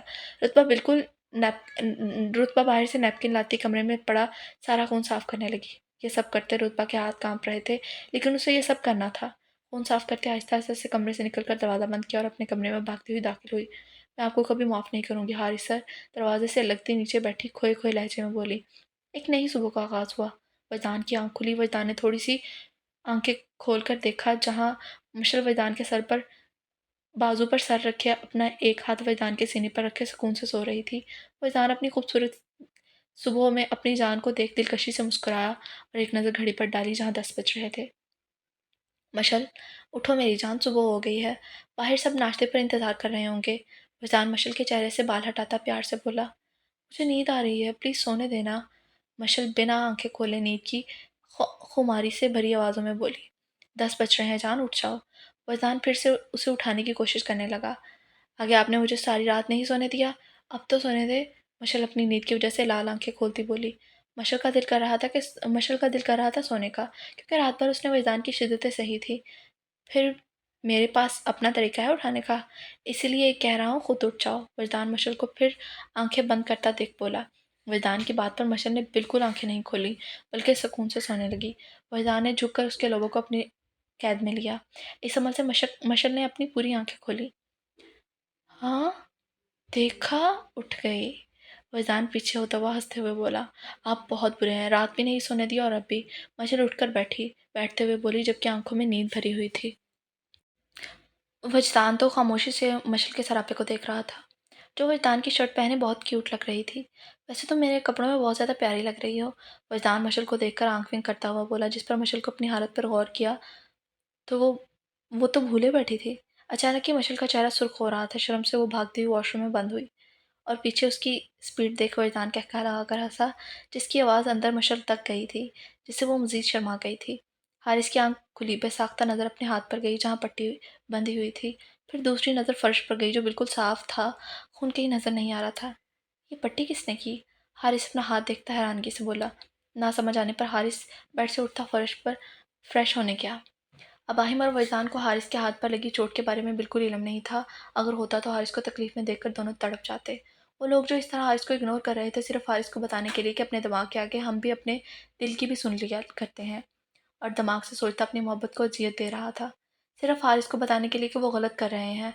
अबाहिम वजदान हारिस पर जान देते थे। अगर उन्हें पता चल जाए कि हारिस के हाथ के बारे में, तो वो लोग सब प्लानिंग को छोड़कर हारिस के लिए तड़प जाएंगे। हारिस ने बाहर आते बाल बनाए और अपने हाथ से पट्टी खोल ली ताकि बाहर किसी को पता ना चले। हारिस खुद भी नहीं चाहता था कि अबाहिम वजदान परेशान हो, क्योंकि वो जानता था कि हारिस को इतनी सी भी चोट लगी तो उन लोगों को उनकी लोगों की जान पर बन जाती है। और यहाँ तो जख्म इतना बड़ा था कि जिसकी वजह से हारिस ने उसे छुपाया रखना बेहतर ही समझा। अबाहिम जो किसी से नहीं डरता था, वो हारिस की छोटी सी चोट लगने पर डर जाता था। अबाहिम वजदान की जान थी। हारिस में तीनों हमेशा एक दूसरे को तंग करते रहते थे। उनकी यारी थी ऐसी ही के लोग मसाले देते। हारिस अपने कमरे से निकलता टेबल के जाने पड़ गया। मशल फ्रेश होकर बाहर आई तो वजदान फ्रेश होने चला गया। मशल शीशे के सामने खड़ी अपने गले में आते बाल सेट कर रही थी। वजदान ने पीछे से आते उसके पुश को अपने सीने से लगाया और अपने दोनों हाथ उसके पेट पर रखे। वजदान बड़े गौर से मशल को देख रहा था, जो पिंक कलर की फ्रॉक जो घुटनों तक आ रही थी, उसके साथ पिंक प्लाजो पहने, हल्का सा मेकअप, बाल जो अभी भी खुले हुए थे, नहायत खूबसूरत लग रही थी। क्योंकि मशल नई दुल्हन थी इसलिए उसे मेकअप और कुछ ज्वेलरी पहननी थी, और आम दिनों मशल को ये सब ज़्यादा ज़्यादा पसंद नहीं था। आज मशल पहले पहले से कहीं ज़्यादा खूबसूरत लग रही थी, क्योंकि अब उसके साथ वजदान का प्यार था जो उसे मज़ीद निखार रहा था। बहुत खूबसूरत लग रही हो जान। वजदान पीछे से मशल की गर्दन पर लब रखते खुमारी लहजे में बोला। वजदान का शिद्दत भरा लम्स अपनी गर्दन पर महसूस करती मशल अपनी तेज़ होती सांसों के साथ बोली, जी जान वजदान, जी जाने वजदान। वजदान उसके बालों से अपना मुंह छुपाता हुआ बोला, अब अब देर नहीं हो रही? मशल वजदान को याद कराती बोली कि वो जब सो रही थी तब वजदान कह रहा था कि देर हो रही है, और अब बड़े सुकून से अपना मुंह मशल के बालों में छुपाए खड़ा है। नहीं मेरी जान, वजदान ने मुख्तसर सा जवाब दिया, क्योंकि वो तो मदहोश सा खड़ा था। चले ना बाहर, सब इंतज़ार कर रहे होंगे। वज़ान को ऐसे ही खड़े देख मशल ने मासूमियत से कहा, ओके, चलो ज़्यादा नाश्ता करके अपनी जान को सेहतमंद बनाओ, क्योंकि तुम बहुत नाजुक हो, और अब तो तुम्हें सारी ज़िंदगी मेरी शिद्दतें बर्दाश्त करनी है, तो खा पी कर मोटी हो जाओ। वज़ान बड़े तहम्मुल से बोलता साइड टेबल से अपनी घड़ी उठाते पहनने लगा। मैं मोटी हो जाऊँ? अल्लाह ना करे, क्या बोल रहे हैं आप? और आप तो ऐसे कह रहे हैं जैसे रात को मैंने आपकी शिद्दतें बर्दाश्त नहीं की थी। वज़ान की बात पर मशल का तो पारा हाई हो गया था, जो रात के बाद भी उसे ये बोल रहा था। मशल का गुस्से से भरा मुंह देखकर वज़ान ने बड़ी मुश्किल से अपनी हंसी को जब्त किया था, क्योंकि अगर वो हंस जाता तो मशल मजीद गुस्से में पागल हो जाती। अरे अरे मेरी जान, रिलैक्स, क्यों अपनी जान को गुस्सा करके हल्कान कर रही हो? अपनी अपनी एनर्जी मत वेस्ट किया करो, इसे बचा कर रखा करो, काम आएगी तुम्हारे। अच्छा चलो अब बाहर चलें। वैजान बेड से मशल को दुपट्टा उठाते उसके सर पर पहनाते हुए बोला और हाथ पकड़कर आगे बढ़ गया, जबकि वैजान की बातों से शर्म के मारे मशल की धड़कनें अलग ही रक्स मचा रही थी। हमेशा वैजान की बातें मशल को शर्माने पर मजबूर कर देती। अस्सलाम वालेकुम। टेबल के करीब पहुंचते मशल ने सलाम किया। वालेकुम सलाम, सबने मुश्तक का जवाब दिया। टेबल पर इस वक्त अबाहिम और रहा मौजूद थे, जबकि हारिस पीछे आ रहा था। वरदान मशल कुर्सी पर बैठे, जबकि हारिस भी आता कुर्सी पर बैठ गया। अबाहिम और वरदान ने हारिस को देखा, जो नजरें नीचे किए बैठा था। अबाहिम ने जब से अपनी आंखें मीची। हारिस को ऐसे देखकर अबाहिम को बिल्कुल भी अच्छा नहीं लग रहा था। रुतबा रुतबा नहीं आई अब भाभी? मशल ने रुतबा के बारे में पूछा। आ गई मैं। अभी रहा आगे कुछ बोलती कि पीछे से रुतबा नजर आई, जबकि ठीक पीछे बासिल भी था। देखा रुतबा, मशल कितने दिल से तुम्हें याद कर रही थी। रहा अबाहिम के बराबर वाली कुर्सी पर बैठी मुस्कुराकर बोली। जी। दोनों भी मुस्कुराई। हारिस ने नजरें उठाकर रुतबा को देखा, फिर पीछे आते बासिल को देखकर हारिस का खून खौला। रुतबा कुर्सी पर बैठी, जबकि बासिल रुतबा की बराबर वाली कुर्सी पर बैठा। रुतबा की नज़र हारिस पर गई, जो उठकर अपने कमरे की जानिब चल दिया, क्योंकि उसे मजीद यहाँ बैठकर रुतबा को बासिल के साथ देख हारिस बर्दाश्त नहीं कर सकता था। सब हारिस की जाती पुश्त को देख रहे थे। रात का खाना भी नहीं खाया क्या? था, उसने अब नाश्ता भी नहीं किया। अबाहिम फ़िक्रमंदी से बोला, हाँ वही ना, हारिस को तो भूख भी बर्दाश्त नहीं होती। फैज़ान भी अबाहिम को देखकर फ़िक्र से बोला, चल चल हम लोग चलते हैं। अबाहिम खड़ा होता हुआ बोला, नहीं यार, गए तो प्लान ख़राब हो जाएगा और ये सब हम हारिस के लिए ही तो कर रहे हैं, हम किसी के हाथ खाना भिजवा देते हैं। फैज़ान अबाहिम को देख बोला। अबाहिम बस इतना कहता अपने कमरे की जानिब बढ़ रहा था। अबाहिम नाश्ता कर लें आप। अबाहिम को ज़्यादा देख रहा आराम से बोली, नहीं आप लोग करें, हारिस भूखा है इसलिए मेरे हलक से एक नवाला उतरना मुश्किल है, जब वो खा लेगा तब मैं भी खा लूँगा। अबाहिम आराम से कहता कमरे की जानिब बढ़ गया। भूख तो मेरी भी मर गई है अब। फैज़ान भी कहता उठकर अपने कमरे की जानिब चल दिया और पीछे रहा और मशल भी साथ साथ अपने शौहर के पीछे कमरों की जानिब चल गई। आखिर कैसे मुमकिन था कि अबाहिम खाना नहीं खाए और राह खा ले, या वजदान ना खाए और मशल खा ले। रुतबा तो खामोशी से सब कुछ देख रही थी। हारिस की फ़िक्र तो उसे भी बहुत सता रही थी। उसने हारिस का हाथ देखने की कोशिश की थी जब हारिस इधर बैठा था, लेकिन देख नहीं पाई। रुतबा नाश्ता कर, बासिल से सोचों में गुम देख बोला। नहीं मुझे भूख नहीं है। बासिल की बात पर रुतबा सोचों से बाहर निकली, नम आवाज़ में बोली, तू रो रही है? बासिल उसकी आवाज़ में नमी महसूस करता बोला, नहीं। रुतबा अपने आंसू ज़ब्त करती बोली, रुतबा बस कर अब, कब तक ऐसे रोएगी? अपनी हालत देख कितनी नढाल हो गई है तू। बासिल उसे देख बोला। बिल्कुल भी उसे पहले वाली वो रुतबा नहीं लग रही थी। बासिल की बात पर रुतबा उठकर जाने लगी जब बासिल ने उसका हाथ पकड़कर वापस बैठाया। मुझे पहली वाली रुतबा चाहिए जो हंसती थी, बोलती थी, शरारतें करती थी, सबको तंग करती थी। मुझे वो रुतबा वापस दे दे। यार तू तो बहुत बदल गई है, जब से आया हूँ तुझे देख रहा हूँ, तू बिल्कुल ठीक नहीं लग रही। तू जो सबको तंग करके रुलाती थी, आज खुद रो रही है, वो भी इतना। अपनी आंखें देख रोने की वजह से लाल सुर्ख बनी हुई हैं। तुझे अजियत में देखकर मुझे तकलीफ़ हो रही है यार, क्यों कर रही है ऐसा? अपना ख्याल ना सही मेरा ख्याल कर ले, तेरा दोस्त तुझे खुश देखना चाहता है। प्लीज़ पहले वाली रुतबा मुझे वापस कर दे, जैसे पहले मेरी शरारती दोस्त वापस करते। बासिल रुतबा को देख फ़िक्र और तड़प से बोल रहा था। रुतबा ने अपनी आंसू से भरी आंखें उठाकर बासिल को देखा, जो पहले ही उसे देख रहा था। रुतबा ने नफ़ी में सर हिलाया। नहीं बासिल, अब मैं पहले जैसी नहीं हो सकती। पहले जैसी शरारती होकर मैं गलती कर चुकी हूँ। ना मैं उस रात हारिस सर से बदतमीज़ी करती, ना वो मुझसे नफ़रत करते, ना मैं उनसे मोहब्बत करती, ना वो मुझे अपने अल्फाज़ों से तोड़ते और ना मुझे सख्त नफ़रत भरी बातों से अपनी अज़ियत देते। ये सब मेरी वजह से शुरू हुआ था, जिसे ख़त्म हारिस सर ने किया है। सब ख़त्म हो चुका है, अब मैं पहले जैसी बिल्कुल भी नहीं हूँ और ना ही कभी बनूँगी। रुतबा अपनी नज़रें अपने हाथों पर जमाए जबकि आंसू तेज़ी से गिर रहे थे। रुतबा, बासिल अभी कुछ कहता कि रुतबा वहाँ से उठकर कमरे में भागी। रुतबा को देखकर बासिल को तो अजीब ही तकलीफ़ हो रही थी। उसे नहीं पता था कि उसकी दोस्त इतनी अज़ियत में है कि वो मुकम्मल टूट चुकी है। रुतबा तो अपने दिल की सारी बात रो रो कर गई थी, इस बात से बेनियाज कि उसकी ये बातें हारिस अपने कमरे से साफ सुन रहा था। टेबल की आवाज़ हारिस के कमरे में आसानी से जाती थी। रुतबा की बातें सुनकर हारिस को अपना दिल बंद होता हुआ महसूस हो रहा था। अबाहिम कमरे में दाखिल होते ही राहा ने अबाहिम को पुकारा। पीछे मुड़कर अबाहिम ने कहा, जबकि चेहरे पर हारिस के लिए परेशानी वाज़ह थी। अब परेशान ना हो, सब ठीक हो जाएगा। मैं जानती हूँ ये वक्त हारिस भाई और रुतबा के साथ साथ हम लोगों के लिए भी मुश्किल है, लेकिन हम सब ये हारिस भाई के लिए ही कर रहे हैं। तो अपने जज्बातों से वो तो अपने जज्बातों से भाग रहे हैं, उसके लिए वो रुतबा को तकलीफ़ देते हैं, ख़ुद भी तो तकलीफ़ में हैं।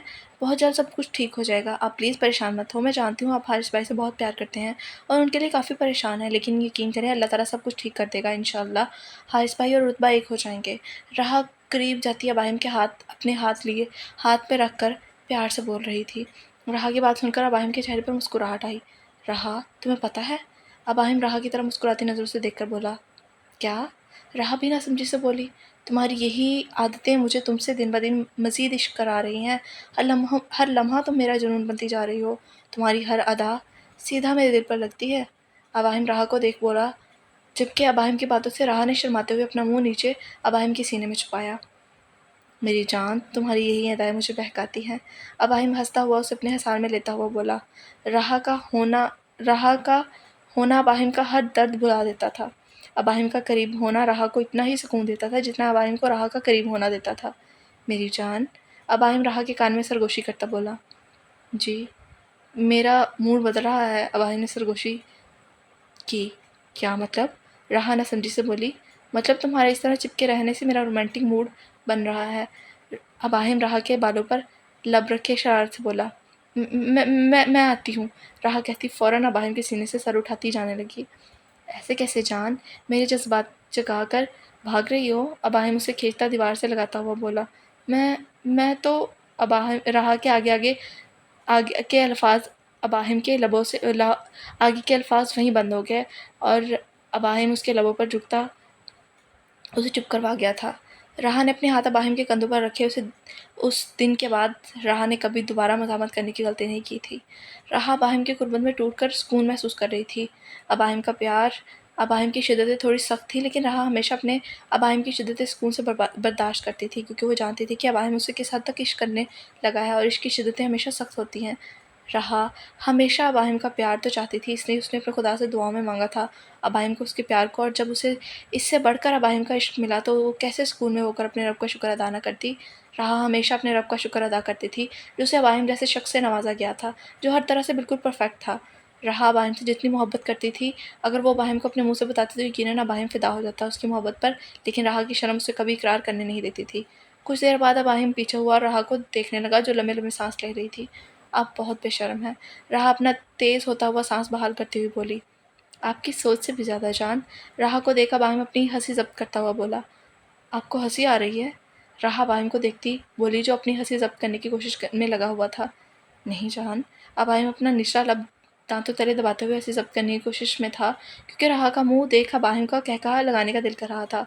आप बहुत बुरे हैं, आप मुझ पर हंस रहे हैं। राहा गुस्से से कहती जाने लगी। नहीं मेरी जान, मैं तुम्हें देख कर नहीं, बल्कि तुम्हारे मुंह पर आते ही ये मासूम जाविये देख कर हंस रहा हूँ। अबाहिम उसे वापस दीवार से लगाता हुआ हंसता हुआ बोला। राहा की नजरें अबाहिम के गाल पर आते गहरे डिंपल पर गई। ये बहुत प्यारे लगते हैं मुझे। राहा अपनी उंगली अबाहिम के डिंपल पर रखती हुई बोली। तो मेरी जान, कभी इन पर अपना प्यार भी तो जाहिर करो ना। अबाहिम राहा की उंगलियां लबों पर लगाता हुआ बोला। अबाहिम, जी अबाहिम की बेगम। अबाहिम मुस्कुराकर बोला। आप बहुत अच्छे हैं। राहा शर्माते हुए बोली। अच्छा, कोई तो भी कुछ देर पहले बोल रहा था कि मैं बहुत बुरा हूँ। अबाहिम राहा को देखकर मसनूई सोचते हुए बोला। अरे वो तो मैं ऐसे ही बोल रही थी। राहा अबाहिम से नज़र चुराती हुई बोली। मेरी जान, आप नज़र क्यों चुरा रही हैं मुझसे? राहा को इधर उधर देख अबाहिम मुस्कुराकर बोला। मुझे मुझे मुझे राहा बोलते बोलते रुकी। तुम्हें? बोलो। मुझे शर्म आ रही है। राहा शर्माती हुई फिर से अबाहिम के सीने से लग गई, जिस पर अबाहिम उसे मज़ीद खुद से लगाता कहकहा लगाकर हंसने लगा। रुतबा की बात बार बार हारिस के दिमाग में चल रही थी। हारिस ने रुतबा से बात करने का फ़ैसला किया। वो किसी भी हाल में रुतबा से बात करना चाहता था। हारिस अपने कमरे से निकला और कदम रुतबा के कमरे की जानिब बढ़ा दिए। दरवाजे के आगे पहुंचकर हारिस ने दरवाज़ा नॉक किया। आ जाइए। रुतबा समझी कि शायद कोई मुलाजमा होगी, नाश्ते का पूछने आई होगी, क्योंकि रुतबा ने नाश्ता नहीं किया था। जल्दी से खुद को वो नॉर्मल करती अंदर आने को बोला। हारिस दरवाज़ा खोलकर अंदर दाखिल हुआ। रुतबा ने नज़र उठाकर ऊपर देखा और हारिस को देखकर रुतबा की तो जान ही निकल गई थी जैसे। हारिस अंदर दाखिल होते हुए रुतबा से कुछ फासले पर खड़ा हुआ। आप क्या कर रहे हैं? खुद को मजबूत बनाती रुतबा ने जब्त से बोला। रुतबा मेरी बात सुनो। मुझे कुछ नहीं सुनना, प्लीज़ हारिस सर, चले जाइए यहाँ से आप। रुतबा आंसू जब्त करती बोली। रुतबा एक बार सुनो मेरी बात। हारिस का लहजा अब सर था। आपने कुछ छोड़ा ही नहीं सुनने के लिए, सब खत्म कर दिया आपने। आप ही थे ना जिन्होंने मुझे कहा था कि नफ़रत करता हूँ मैं तुमसे। फिर क्यों अपनी नफ़रत के सामने आ गए आप, बोलिए। रुतबा के आंसू सब तोड़कर बहने लगे थे। उसके आंसू देख हारिस ने तड़प कर एक कदम रुतबा की जानिब बढ़ाया। नहीं, पीछे रहिए, करीब मत आइए। रुतबा एक कदम पीछे होती हुई बोली। रुतबा। हारिस आगे रुतबा ने बात काटी। खुदा के लिए जाइए, मुझे पता है आप क्यों आए हैं, यही कहने के लिए ना कि चली जाऊँ यहाँ से। नफ़रत है मुझे तुमसे, दफ़ा हो जाओ यहाँ से, फिर अपनी शक्ल मत दिखाना कभी। फिर से जलील करने आए हैं ना आप मुझे। मत करिए, खुदा के लिए मत करिए। मैं मज़ीद बर्दाश्त नहीं कर सकती, मैं पहले ही बहुत अजियत में हूँ। खुदा के लिए मज़ीद जलील मत करिएगा, मैं आपके सामने हाथ जोड़ती हूँ। मर जाऊँगी मैं अगर आपने मुझे कुछ भी नफ़रत भरे अल्फाजों से कहा, कुछ भी कहा। मैं मज़ीद नहीं कर सकती बर्दाश्त। रहम करिए मुझ पर, प्लीज़ चले जाइए यहाँ से। रुतबा रोते हुए बोल रही थी। उसकी हालत इस कदर ख़राब हो रही थी कि वो अभी बेहोश हो जाएगी। मैं जा रहा हूँ रुतबा, संभालो खुद को। रुतबा की हालत देखकर हारिस तकलीफ से बोला। हारिस कहता जैसे ही पीछे मुड़ा के सामने कमरे में बासिल आता हुआ दिखाई दिया। रुतबा। बासिल तेज़ी से कहता रुतबा के पास आया। क्या हुआ तुझे, तू ठीक तो है? उसे बिठाते बासिल अपने हाथों से पानी पिलाने लगा, और यह सब देख रहा था। रुतबा भी तो इस वक्त अपने होश में नहीं थी कि वो इन चीज़ों को समझ पाए, लेकिन हारिस का सब्र अब ख़त्म हो रहा था। हारिस ने एक लंबा सांस हवा के सुपुर्द किया और कमरे से निकल गया, क्योंकि अभी उसे यही सही लगा था। किसको पता था कि इतनी सी बात तक यहाँ तक पहुँच जाएगी। कहाँ से ये छोटी सी बात शुरू हुई थी और कहाँ चली गई थी। वजदान सोफ़े की पुश्त से टेक लगाए, अपना सर सोफ़े की पुश्त पर रखे, आंखें बंद किए बैठा था। वजदान। मशल की आवाज़ पर वजदान ने आंखें खोली। आपकी कॉफ़ी। कप वजदान की जानिब बढ़ाते मशल ने कहा। मशल को देखकर वजदान के चेहरे पर एक खूबसूरत मुस्कुराहट ने जगह ली थी। शुक्रिया, लेकिन अभी मुझे कोई ज़रूरत नहीं थी। वजदान कप टेबल पर रखता हुआ बोला। फिर किस चीज़ की ज़रूरत है? कुछ और पिएं क्या? मुझे बता दीजिए, मैं बना देती हूँ। मशल वजदान को देख बोली। मुझे इस वक्त मेरी बीवी की ज़रूरत है। वजदान उसका हाथ पकड़ते अपनी गोद में बैठाते हुए बोला। लेकिन मैं तो यही हूँ। हाँ, तुम पहले यहीं थी, लेकिन मेरे करीब नहीं थी। वजदान मशल की गर्दन में अपना मुंह छुपाता हुआ बोला। रात से यही हो रहा था। मशल के वजूद से आती नाजुक सी खुशबू वजदान को मदहोश कर रही थी। वजदान गंभीर आवाज़ में बोला, जबकि चेहरा अब तक मशल की गर्दन में ही छुपा हुआ था। मुझे भाभी बुला रही हैं। मशल खुद की तेज़ होती सांसों को कंट्रोल करती हुई बोली। अच्छा, ये इल्हाम आपको कब और कैसे हुआ? क्योंकि मुझे तो भाभी की कोई आवाज़ नहीं आई। वजदान अपना चेहरा उठाता हुआ बोला। नहीं, आपको कैसे आएगी जब भाभी ने आवाज़ लगाई ही नहीं। दरअसल आपको पता है क्या बात है, मैं भाभी के दिल की आवाज़ भी सुन लेती हूँ। वो मुझे बुला रही हैं, मेरे दिल ने मुझे बताया है। मशल बहानों के चक्कर में पता नहीं क्या क्या बोली जा रही थी, जो उसे खुद भी समझ नहीं आ रहा था। मेरी जान, मैं बच्चा नहीं हूँ जो आपकी इन मासूम से बहानों पर यकीन कर लूँगा। वजदान मशल की बात पर हंसता हुआ मशल को मजीद खुद से लगाता हुआ बोला, जब जिस पर मशल ने शर्मा कर नजरें झुका ली। रुतबा, तुझे फिर हारिस ने कुछ कहा है? बासिल रुतबा की हालत देख बोला, लेकिन रुतबा ने कोई जवाब नहीं दिया, बस खामोशी से आंसू बहाकर सिसकियाँ ले रही थी। बस बहुत हो गया रुतबा, अब मजीद मैं तुझे ऐसे नहीं देख सकता। बासिल रुतबा को देख बोला। कि क्या मतलब है? बासिल की बात पर रुतबा ने फ़ौरन पूछा। मतलब हम यहाँ से जा रहे हैं, बासिल ने मुख्तसरन जवाब दिया। नहीं बासिल, मुझ में मज़ीद अपनों को खोने की हिम्मत नहीं है। मेरा कोई भी नहीं था, मैं अकेली थी। जब इस घर के लोगों ने मुझे अपनी फ़ैमिली कहा था, बहुत लगाव हो चुका है मुझे भाभी से, मशल से, और रुतबा आगे रुकी। तू जानता है ना, मेरी फ़ैमिली नहीं है, मैं कितना अकेली रहती थी। तू भी यहाँ नहीं था, फ़ैमिली की कमी क्या होती है वो तड़प मैं महसूस कर चुकी हूँ। अब एक बार फिर नहीं तड़प सकती, एक बार फिर फ़ैमिली से दूर नहीं हो सकती। मैं बहुत ट्रिपी हूँ फ़ैमिली के लिए, प्यार के लिए, बासिल, और सबसे बड़ी बात, मुझे मुझे नहीं जाने भाभी, मुझे यहाँ से नहीं जाने देगा। यहाँ मैंने एक बार पहले भी बोला था, जब भाभी ने मना कर दिया था। रतबा बासिल को देखकर बेबसी से बोल रही थी। कल वजदान और मुशर का वलीमा था, इसलिए आज का दिन फ्री था। सब अपने अपने कमरों में थे। जब खाने का वक्त हुआ, सब अपने अपने कमरों से निकलकर टेबल पर आए। हारिस ने बाहिमा और वजदान से बात करने की कोशिश की, लेकिन वो नहीं कर पाए, क्योंकि सुबह के बाद वो लोग कमरे में थे और उसे कमरे में जाना ठीक नहीं लगा था, क्योंकि अब वो लोग अकेले नहीं थे, अब उनकी बीवियाँ भी साथ थीं। सब टेबल पर बैठे खामोशी से खाना खा रहे थे। खाने के दौरान ही किसी ने कोई बात नहीं की, बिल्कुल खामोशी इख्तियार की गई थी। जब रहा ने इस खामोशी को तोड़ा। रुतबा, तुम बता दो यार, निकाह का ड्रेस कैसा पसंद है तुम्हें? फिर मंगवा लेते हैं। रहा ने मुस्कुराकर रुतबा से पूछा। भाभी, आपको जो अच्छा लगे। रुतबा ने नीचे नज़र किए मुख्तसर सा जवाब दिया। और बासिल, तुम भी बता दो, तुमने क्या पहनना है? एक साथ दोनों के ड्रेस आ जाएंगे फिर। रहा की बात पर अबाहिम बासिल को देख बोला। आप अपनी पसंद का सिलेक्ट करें तो आपकी ड्रेसिंग सेंस से काफ़ी इम्प्रेस हूँ मैं तो। बासिल मुस्कुराकर बोला, जबकि ये सारी बात हारिस को समझ नहीं आ रही थी। हारिस इस बात को समझने की कोशिश में था।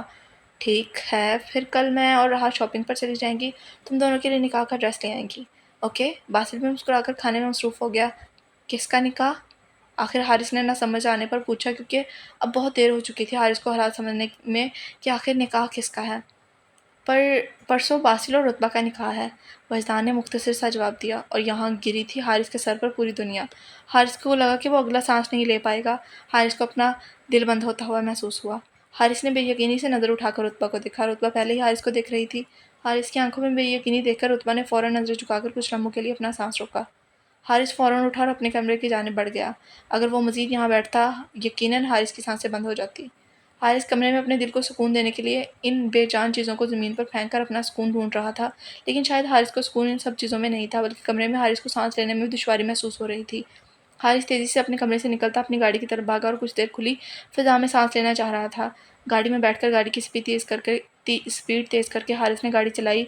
उसे ये नहीं पता था कि वो कहाँ जा रहा है, बस वो अपनी गाड़ी किसी भी राह पर ले जा रहा था। हारिस की आंखें दर्द की शिद्दत से बंद होने लगी थी। गाड़ी मुसलसल तेज़ रफ्तार में ही थी। हारिस के दिमाग में बस रुतबा बासिल के निकाह की बात चल रही थी।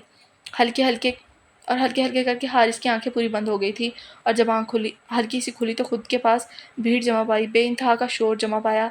जो लोग उसके वजूद को देख रहे थे, अपने जिस्म पर खून की भर की पैमाइश महसूस। कुछ लम्हों के लिए आंखें खुली थी उसकी। सर पर चोट की वजह से हारिस अपनी आंखें मजीद कुछ लम्हे नहीं खोल पाया। आंखों के सामने आखिरी तस्वीर अबाहिम और वजदान की थी। फिर वो आंखें शायद हमेशा के लिए बंद हो गई थी। हारिस दुनिया से बेगाना होकर आंखें बंद किए सब कुछ भूल गया था और आगे क्या हुआ उसके बारे में हारिस को कुछ नहीं पता चला। सब लोग लॉन्च में बैठे जब राहा मशल मोबाइल में ड्रेस फाइनल कर रही थी जबकि रुतबा खामोशी से बैठी थी सामने सोफे पर। अबाहिम वजदान बासिल बातें कर रहे थे जब अबाहिम का फ़ोन बजा। हेलो, कान से मोबाइल को लगाते हुए अबाहिम ने बोला। मिस्टर अबाहिम बात कर रहे हैं आप? मुखालिफ तरफ से सवाल किया गया। यस, अबाहिम speaking. You had something to do? Mister Harris का एक्सीडेंट हुआ है, बुरी तरह गाड़ी की टक्कर हुई है, हालत काफ़ी ख़राब है उनकी। हमने उन्हें सिटी हॉस्पिटल में एडमिट करवाया है। उनके मोबाइल में आपका नंबर से ऊपर था इसलिए आपको कॉल करके इन्फॉर्म किया है, आप जल्दी आ जाएं। दूसरी तरफ से बात घबराते हुए बताई गई जबकि पीछे काफ़ी शोर था। क्या? अब हम आ रहे हैं, अबाहिम खड़ा होता हुआ चीखा। ये सुनकर अबाहिम के पैरों तले ज़मीन निकल गई थी। अबाहिम के हाथ से बेसाख्ता मोबाइल छूटा जिसे वजदान ने अपने हाथ में पकड़ चुका था। अबाहिम के इस तरह खड़े होकर चीखने से सब घबराते हुए खड़े हुए। क्या हुआ अबाहिम, सब ठीक है? वजदान अबाहिम की हालत देख उसके कंधे पर हाथ रख परेशानी से बोला। हारिस का एक्सीडेंट हुआ है, जल्दी चल, अबाहिम कहते आगे बढ़ा। वजदान तो जैसे ये सुनकर तड़प ही गया था, तेज़ी से अबाहिम के पीछे भागा जबकि बासिल भी आ रहा था। लेकिन वजदान ने उसे घर पर सबका ख्याल रखने को कहा क्योंकि घर पर कोई मौजूद ना था। रुतबा तो बेयकीनी से देख रही थी सब। अचानक रुतबा ज़ोर ज़ोर से रोने लगी। राहा मशल जो हालात को समझने की कोशिश में थी रुतबा की आवाज़ सुनकर उसे संभालने लगी। नहीं नहीं भाभी प्लीज़, मुझे हारिस सर के पास जाना है, रुतबा खड़ी होती हुई रोते हुए बोली। नहीं रुतबा चंदा, अभी गए हैं ना आपके भाई और वो ले आएंगे हारिस को। राहा रुतबा को वापस बैठाती बोली। आंसू तो राहा मशल की आंखों में फिर रहे थे। बासिल के चेहरे पर भी परेशानी साफ नजर आ रही थी। अबाहिम से गाड़ी चलाना मुश्किल हो रही थी। बार बार हारिस का सोचकर अबाहिम और वजदान की हालत एक जैसी थी। वो लोग तड़प रहे थे हारिस को देखने के लिए। अबाहिम की गाड़ी हॉस्पिटल के सामने रुकी। दोनों तेज़ी से गाड़ी से निकलते अंदर दाखिल हुए। अबाहिम वजदान के कदम उनके साथ नहीं दे रहे थे। दिल डर रहा था कि हारिस को कुछ हुआ ना हो। दोनों मजबूत शख्स के दिल में आज एक खौफ था, एक डर था कि हारिस को कुछ हो ना गया हो। उसने हारिस खान किस रूम में है? काउंटर पर पूछकर वजदान ने पूछा। Wait sir, I will check, give me 1 minute. भाड़ में गया वेट, जल्दी बताओ किस रूम में है वो? लड़की की बात सुना अबाहिम धाड़ा, जिसे सुन वहाँ मौजूद सब लोग सहम गए थे, खासकर वो लड़की जिसने वेट का बोला था। सर आपके पेशेंट ऑपरेशन थिएटर में है वहाँ सामने। अबाहिम की धाड़ से वो लड़की जल्दी से अपने लैपटॉप से देख बोली। वो ऑपरेशन थिएटर सुन अबाहिम वजदान का डर यकीन में बदल गया था। जिससे वो लोग भाग रहे थे वो चीज़ उनके सामने मजीद करीब आ रही थी। दोनों भागते हुए सामने की तरफ गए। अचानक उस रूम से एक डॉक्टर बाहर निकले। डॉक्टर कैसा है हारिस? वजदान आगे बढ़कर घबराते हुए बोला। आप मिस्टर अबाहिम और मिस्टर वजदान हैं? डॉक्टर ने सवाल किया। जी जी जी, हम ही हैं, वजदान ने जवाब दिया। आपके पेशेंट बार बार आप लोगों का नाम ले रहे हैं। देखिए आपके पेशेंट की हालत बहुत ख़राब है, काफ़ी गहरी चोट आई है, काफ़ी तेज़ी से गाड़ी पुल से टकराई है, उनकी हालत काफ़ी ख़राब है। हमने उनका ऑपरेट शुरू कर दिया है, अंदर ऑपरेशन हो रहा है। ऑपरेशन के लिए हम लोग घर वालों का इंतज़ार करते हैं बिल्स वगैरह और दूसरी बातों को डिस्कस करने के लिए, लेकिन उनकी हालत काफ़ी ख़राब थी इसलिए हम 1 मिनट और रुकते तो शायद उनका और आखिरी पल होता। और ऑपरेशन के बाद भी उनके बचने की गारंटी हम नहीं दे सकते। उनके दिमाग पर चोट आई है, इसलिए दुआ करें कि आप लोग इसलिए दुआ करें आप लोग, बाकी हम लोग अपना काम पूरे दिल से करेंगे। डॉक्टर ने उन्हें बात बताई। वो डॉक्टर बाहर किसी काम से निकले थे कुछ चीज़ों के लिए जब उन्हें वजदान बाहर मिले, जबकि अंदर बहुत सारे डॉक्टर्स हारिस का ऑपरेशन करने में बिजी थे। क्या मतलब, नहीं बचा पाएंगे? हारिस बिल्कुल ठीक चाहिए मुझे। एक बात कान खोलकर सुन लो तुम, अगर हारिस को कुछ हुआ ना तो 1 मिनट में ये हॉस्पिटल बर्बाद कर दूंगा, इसका नामो निशान मिटा दूंगा। सुना तुमने? डॉक्टर की बात पर अबाहिम धाड़ा। जब वजदान ने अबाहिम को संभाला। डॉक्टर आप प्लीज़ जाइए, मैं बिल्स प्रोसेस करता हूँ। वजदान ने अबाहिम का गुस्सा देख बोला क्योंकि वजदान को पता था कि ये डॉक्टर अगर और अबाहिम के सामने रहा फिर तो ये ज़ाया हो जाएगा। अबाहिम के हाथों से वजदान की बात पर डॉक्टर जल्दी से भागा। अबाहिम कुछ नहीं होगा यार हारिस को, वजदान अबाहिम को कुर्सी पर बैठाता हुआ बोला। हाँ कुछ नहीं होगा, नहीं चाहिए और होना भी नहीं चाहिए उसे, वरना यहाँ के एक एक डॉक्टर को अपने हाथों से ऐसे मौत दूंगा कि याद रखेंगे वो। अबाहिम को इस बात को कबूल ही नहीं कर पा रहा था जो डॉक्टर बोल कर गए थे। अबाहिम ने खड़े होते ही शीशे के दरवाजे से अंदर झांका। डॉक्टर का झुंड जिन्होंने हारिस को घेरा हुआ था। अबाहिम बस हारिस का हाथ देख पाया जो खून से लथपथ था। अबाहिम ने ज़ोर से अपनी आंखें मिची। अबाहिम को लग रहा था कि जैसे हारिस के साथ साथ वो भी अपनी ज़िंदगी से हार रहा है। वजदान को घर से कॉल आई थी जिसे वो सुन रहा था। हेलो वजदान, कैसे हैं हारिस भाई? वजदान को मशल की घबराई हुई आवाज़ आई थी। ठीक नहीं है वो मशल, हमारे हारिस अपनी ज़िंदगी और मौत से लड़ रहा है, वजदान ने करब से बताया जबकि एक आंसू टूटकर वजदान की आंख से गिरा था। ये पहला आंसू जो वजदान की आंखों से निकला था, जिसे वजदान चाहते हुए भी नहीं छुपा पाया, और आंसू वजदान के दिल का हाल बयान कर रहा था। ये कहते हुए वजदान का दिल तड़प गया था। ये बस वजदान ही जानता था। ठीक हो जाएंगे हारिस भाई, आप परेशान ना हो, हम दुआ कर रहे हैं, इंशाल्लाह कुछ नहीं होगा उन्हें। मशल वजदान के अल्फाजों का दर्द बखूबी समझ पाई थी। इंशाल्लाह। वजदान ने इतना कहकर फ़ोन बंद कर दिया क्योंकि वो मज़ीद बात करने की हालत में नहीं था। वजदान ने खुद को बहुत मुश्किल से संभाला था और अबाहिम की जानिब बढ़ा। मशल फ़ोन पर बात करके अंदर दाखिल हुई। कैसे हैं हारिस सर? रुतबा ने फ़ौरन पूछा। ठीक है हारिस भाई, वजदान ने बताया कि वो लोग जल्द ही घर आ जाएंगे। उन्हें लेकर बस थोड़ी सी हाथ पर चोट लगी है, पट्टी करा कर आ रहे हैं, तुम सो जाओ, वो लोग आ जाएंगे, हम उठा देंगे तुम्हें। मशल ने अपने आंसू ज़ब्त करके रुतबा को बताया और उसे गोली देकर कुछ देर के लिए सुला दिया, लेकिन रुतबा की हालत काफ़ी नाजुक नज़र आ रही थी। रुतबा के सोने के बाद राहा मशल बाहर निकली। अल्लाह का शुक्र है हारिस भाई ठीक हैं, राहा मशल के साथ निकलती खुशी से बोली। भाभी, मशल ने घबरा कर राहा को पुकारा। जी मशल, क्या हुआ, तुम घबरा क्यों रही हो? राहा ने परेशानी से पूछा। भाभी, हारिस भाई ठीक नहीं है। क्या? लेकिन अभी तो तुमने कहा वो ठीक है। भाभी, रुतबा को बताते तो उसकी हालत मज़ीद ख़राब हो जाती, इसलिए उससे झूठ बोला। क्या हुआ हारिस भाई को? भाभी, वो ज़िंदगी और मौत से लड़ रहे हैं, उनकी हालत बहुत ख़राब है, मशल ने राहा के गले लग कर बताया। क्या? राहा भी मशल के गले लगती बोली, जबकि कई आंसू बेख्तियार आंखों से गिरे। मशल, चलो हम लोग नमाज़ पढ़कर हारिस भाई के लिए दुआ करते हैं। जी भाभी, मुझे यकीन है अल्लाह ताला कुछ नहीं होने देगा हारिस भाई को, चलो हम चलते हैं। वो बहुत सारी दुआएं करते अपने भाई के लिए। मशल अपने आंसू साफ करती हुई बोली। वो दोनों अपने अपने कमरों की जानिब बढ़ गई और वज़ू करके अपने अल्लाह की बारगाह में बैठी अपने भाई की ज़िंदगी के लिए। ये वक्त सब के लिए काफ़ी मुश्किल था। पूरे घर में एक खामोशी सी छा गई थी, सब कुछ सुना सुना सा हो गया था। हारिस के बगैर अबाहिम वजदान खुद को अधूरा समझ रहे थे। अभी अबाहिम वजदान बाहर ही खड़े इंतज़ार कर रहे थे। उस वक्त सिर्फ हारिस अपनी ज़िंदगी से नहीं लड़ रहा था, बल्कि अबाहिम और वजदान भी अपनी ज़िंदगी से लड़ रहे थे। ऐसे ही दोनों इधर उधर चक्कर काट रहे थे जब 3 घंटे बाद ऑपरेशन थिएटर से डॉक्टर बाहर निकला, जिसे डॉक्टर, हारिस कैसा है? वजदान ने फ़ौरन डॉक्टर से पूछा। डॉक्टर, कोई भी बुरी खबर मैं नहीं सुनना चाहता, अबाहिम ने डॉक्टर को देखकर कहा। मैं समझ सकता हूँ आप लोगों की परेशानी, लेकिन देखिए सच का सामना आप लोगों को करना पड़ेगा। अब सच तो ये है कि आप नहीं भाग सकते ना? डॉक्टर ने दोनों को देखकर बोला। क्या मतलब? वजदान और अबाहिम की धड़कनें डॉक्टर की बातों से तेज़ हो रही थी। अबाहिम वजदान को उनके पैरों तले ज़मीन निकलती महसूस हो रही थी। उन्हें लगा कि वो लोग भी आखिरी सांसें ले रहे हैं। डॉक्टर, क्या हुआ हारिस को? वजदान ने फिर सवाल किया। देखिए, आपके पेशेंट का ऑपरेशन तो कामयाब हो चुका है, लेकिन सर पर गहरी चोट आने की वजह से वो होश में नहीं आ रहे। अगले 24 घंटे उनके लिए काफ़ी नाजुक होंगे। अगर 24 घंटों में आपके पेशेंट को होश ना आया तो वो कोमा में जा सकते हैं, या शायद अपनी ज़िंदगी भी हार सकते हैं। उनको दुआओं की ज़रूरत है, क्योंकि हम अपनी कोशिश कर चुके हैं। अगले 24 घंटों में होश आया तो ठीक है, वरना फिर हम कुछ नहीं कर सकते। शुक्रिया, डॉक्टर कहते आगे की तरफ बढ़ गए। और डॉक्टर की बात किसी आफत की तरह अबाहिम वजदान के दिल पर गिरी। बेसाख्ता अबाहिम 2 कदम लटखड़ाते हुए पीछे हुआ। वजदान ने पीछे देखा और जल्दी से आगे बढ़कर अबाहिम का हाथ पकड़ा। अबाहिम तो बेयकीनी से देख रहा था, आंखों में बस बेयकीनी थी। किसको पता था कि उनका लाडला आज उसे ऐसे मोड़ पर ला खड़ा करेगा जिसकी ना ज़िंदगी का पता हो ना मौत का। अब ये खेल सिर्फ दुआ का था। अबाहिम, चल नमाज़ पढ़कर हारिस के लिए दुआ करते हैं। वजदान खुद पर ज़ब्त करते बोला। दिल कर रहा था कि वो ज़ोर ज़ोर कर रोए, लेकिन ये मुमकिन नहीं था। नमाज? अबाहिम ने अपनी दर्द भरी आंखों से वजदान को देखा। हाँ, नमाज। चल पढ़ते हैं। वजदान अबाहिम के कंधे पर हाथ रख बोला। अबाहिम इस्लाम से बहुत दूर था, कई सालों से, जब से उसकी माँ उसे और उसके बाप को छोड़कर गई थी तब से। लेकिन आज हारिस के लिए अपनी जान से ज़्यादा अजीज़ उसके अबाहिम सिकंदर वापस अपने रब के पास लौट रहा था। मस्जिद में वज़ू करके दोनों जाए नमाज पर बैठे थे। नमाज अदा करके दुआ के लिए हाथ अपने रब की बारगाह में उठाए। बेशक सिर्फ वही था जिसके आगे हर बंदा अपना दिल खोल कर फैलाता है, और उसी तरह अबाहिम सिकंदर ने भी फैलाया था। कई देर दुआ के लिए हाथ उठे रहे और अबाहिम अपने रब से तड़प तड़प कर हारिस की सेहतयाबी मांग रहा था। अबाहिम अपने हारिस को सही सलामत मांग गया। दुआ के लिए अबाहिम को सुकून मिला था। चल, अबाहिम वजदान के पास आकर बोला, जो पहले अबाहिम के इंतज़ार में खड़ा था। दोनों ने कदम हॉस्पिटल की जानिब लिए। दोनों अंदर दाखिल हुए तो सामने ही उस रूम के आगे राहा और मशल नजर आई। राहा?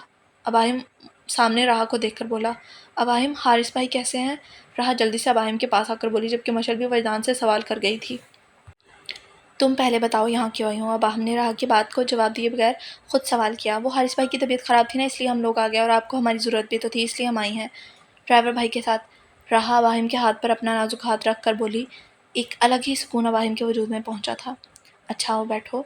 अबाहिम उसे कुर्सी पर बिठाता बराबर वाली कुर्सी पर बैठ गया। वजदान, हारिस भाई कैसे हैं? मशल ने वजदान से पूछा। ठीक नहीं है मशल, अगले 24 घंटे उनके लिए खतरे हैं, ख़तरनाक हैं। वजदान चेहरा झटकता बोला। आप फ़िक्र ना करें, ठीक हो जाएंगे वो। मुशल वजदान के कंधे पर हाथ रख बोली। वो दोनों भी कुर्सियों पर बैठ चुके थे। काफ़ी घंटे वो लोग वहीं बैठे थे जब एक नर्स ने उन्हें बोला, सर आप लोग यहाँ काफ़ी टाइम से बैठे हैं, आप लोग थोड़ी देर इन रूम्स में जाके आराम कर सकते हैं। नर्स कहकर वहाँ से जा चुकी थी। ये हॉस्पिटल काफ़ी ज़्यादा महंगा था, एक बहुत बड़ी रकम उनको भरी थी जिसकी वजह से वो ये प्रोटोकॉल दे रहे थे। अब आहिम और वजदान को आराम का तो कहीं दूर दूर तक ताल्लुक़ ही नहीं था, जैसे वो कहीं दूर चला गया हो। लेकिन राह और मशल की वजह से अब आहिम और वजदान के अलग अलग रूम में चले गए थे। राह तुम आराम कर लो, भूख लगी है तुम्हें, कुछ खा पी लो। अबाहिम इस परेशानी में भी राह को बखूबी ख्याल रख रहा था। अबाहिम एक बेहतरीन शौहर, बेहतरीन दोस्त साबित हुआ था और हर रिश्ते के साथ लिए चलता था। ये होती है एक बिल्कुल परफेक्ट शख्स की निशानी, जो अबाहिम था। नहीं, मैं ठीक हूँ, आप आराम कर लें, आप तो काफ़ी देर से हैं यहाँ। राह अबाहिम के करीब बराबर में सोफे पर बैठी हुई बोली। नहीं, मेरा आराम तो हारिस की सेहतयाबी में है। मेरा यार आज कैसी हालत में है। राह वो ज़िंदगी और मौत के मुँह में है। तुम्हें पता है डॉक्टर ने क्या कहा? वो कहता है कि अगले 24 घंटों में हारिस को होश नहीं आया तो वो कोमा में जा सकता है, या शायद अपनी ज़िंदगी भी हार सकता है। कितनी आसानी से ये कह दिया उस डॉक्टर ने। ये सब अगर हारिस को कुछ हुआ तो मैं मर जाऊँगा। अबाहिम राह ने तड़प कर अबाहिम को देखा। बेख्तियार अबाहिम राह के गले लगा। राह ने अपने दोनों हाथ अबाहिम के कमर पर मज़ीद खुद के करीब किया। अपनी गर्दन पर राह ने नमी महसूस की। क्या अबाहिम रो रहा था? हाँ, अबाहिम रो रहा था। आज पहली बार अबाहिम सिकंदर रोया था। अबाहिम? राह ने अबाहिम का चेहरा हल्का सा उठाते देखा। अबाहिम की खूबसूरत ब्राउन हेज़ल आंखों में आज आंसू थे। वो शख्स जो कभी ना रोया था, आज अपने यार के लिए रोया था। राह ने ये देख अबाहिम को फिर से खुद से लगाते आंखें बंद करके अबाहिम को देख राह को अपना दिल बंद होता महसूस हुआ। कहीं आंसू राह की आंखों से निकलते अबाहिम की शर्ट को भिगो रहे थे। अगर हारिस को कुछ हो गया तो? मैं नहीं जी पाऊँगा राह, मैं नहीं जी पाऊँगा। अबाहिम बाकायदा रोते हुए राह से बोल रहा था। आज राह अबाहिम का वो रूप देख रही थी जो उसने आज तक नहीं देखा था। अबाहिम हारिस से बहुत प्यार करता था, उसका अंदाज़ा वो लगा चुकी थी। अबाहिम, कुछ नहीं होगा हारिस भाई को, प्लीज़ आप ऐसे ना बोलिए, मुझे तकलीफ़ हो रही है। राह रोते हुए बोल रही थी। अबाहिम से तो ज़्यादा राह को अबाहिम के रोने से तकलीफ़ हो रही थी। तुम क्यों रो रही हो मेरी जान? ऐसे नहीं रोते। अबाहिम पीछे होता हुआ राह के आंसू साफ़ करता हुआ बोला। प्लीज़ मत रोइए आप, हारिस भाई ठीक हो जाएंगे बिल्कुल। राह अबाहिम के सीने पर सर रखकर ज़ोर से रोती हुई बोली। अबाहिम उसे खुद में पीसता आंखें बंद कर गया। अबाहिम कभी भी नहीं रोना चाहता था, उसे कमज़ोर नहीं पड़ना चाहता था, लेकिन वो हारिस की ज़िंदगी के लिए तड़प गया। कई देर रहा अबाहिम ऐसे ही खुद से लगे रहे। राह के आंसू अबाहिम की शर्ट को भिगा रहे थे, लेकिन अबाहिम ने उसे रोने दिया, क्योंकि अबाहिम जानता था वो उसके लिए रो रही है। राह के सामने कभी कमज़ोर नहीं पड़ना चाहता था। वो जानता था ये होगा, लेकिन सिर्फ राह, जिसके आगे अबाहिम कमज़ोर पड़ता, खुद को सुकून में महसूस कर रहा था। वज़दान, आप ठीक हैं? मशर वज़दान की झुकी हुई पलकें देख बोली। हारिस ठीक नहीं है। कैसे हो सकता है ठीक मशर? मैं वजदान ने एक दर्द भरी हल्की सी मुस्कुराहट से कहा। वजदान, संभालिए आप प्लीज़ खुद को, हारिस भाई ठीक हो जाएंगे। मशर वजदान का चेहरा अपने हाथों में लिए प्यार से बोली। मशर हर मुमकिन कोशिश कर रही थी वजदान को समझाने की। कुछ देर बाद अबाहिम बाहर गया और डॉक्टर से पूछा कि क्या हारिस से मिल सकता है? डॉक्टर, मैं हारिस को देख सकता हूँ? जी, आप देख सकते हैं, लेकिन कुछ देर में वापस आ जाइएगा। डॉक्टर की बात पर अबाहिम ने अपना रुख हॉस्पिटल के इस रूम में लिया जहाँ हारिस था। कमरे का दरवाज़ा खोलते ही सामने देखा जहाँ मशीनों में जकड़ा हुआ बेड के बीच में लेटा हुआ हारिस का वजूद था, जो मसनूई सांसें ले रहा था। अबाहिम हल्के हल्के करके हारिस के पास रखी कुर्सी पर बैठा। हारिस का हाथ अपने हाथों में लिया जो ड्रिप से जकड़ा हुआ था। हारिस, उठ मेरे यार, तू कैसे लेटा हुआ है? कुछ तो बोल, एक बार मेरा नाम तो लेकर मुझे पुकार। देख तेरी हालत देखकर हम किस तकलीफ़ में हैं, प्लीज़ आंखें खोल। तू जानता है ना, मैं कभी किसी से प्लीज़ नहीं बोलता, तेरे सामने बोल रहा हूँ, उठ जा। तू तो मेरी शरारती बच्चा है ना, फिर कैसे आज खामोश लेटा है? तू कितना बोलता था और वजदान तो तुझे सुन कर पागल हो जाता था। आज क्यों नहीं बोल रहा तू? मैं तुझे सुनना चाहता हूँ। हारिस, बोल ना कुछ। कोई तो ऐसा इशारा दे जिससे मैं समझूँ कि तू मुझे सुन रहा है। तू क्यों मेरी बात नहीं सुन रहा? तू तो मेरी हर बात सुनता था ना, फिर आज क्यों नहीं सुन रहा? नाराज़ है तू मुझसे क्या? मुझसे? हारिस, मुझे माफ़ कर दे अगर तू मुझसे नाराज़ है। मत तड़पा हमें। यार उठ जा, वरना मैं मर जाऊँगा। मैं तुझे ऐसे देख देख कर, प्लीज़ उठ जा। अबाहिम अपना सर हारिस के हाथों पर रख तड़प कर बोला। आंखों से कई कीमती आंसू नीचे गिरकर हारिस के हाथ पर गिरे। अबाहिम हारिस के हाथ पर सर रखे बैठा ही था कि हारिस के वजूद में थोड़ी सी हलचल हुई।